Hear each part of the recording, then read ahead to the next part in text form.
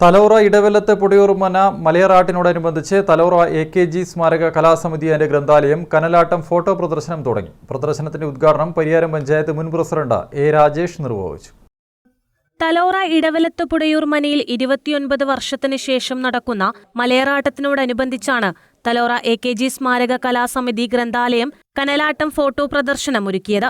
Photographer ചന്ദ്രൻ മാവിച്ചേരി പകർത്തിയ 100 കണക്കിന് ചിത്രങ്ങളും 25 വർഷം മുൻപേ പകർത്തിയ തെയ്യങ്ങളുടെ ഫോട്ടോകളടക്കം പ്രദർശനത്തിൽ ഇടം പിടിച്ചിട്ടുണ്ട്.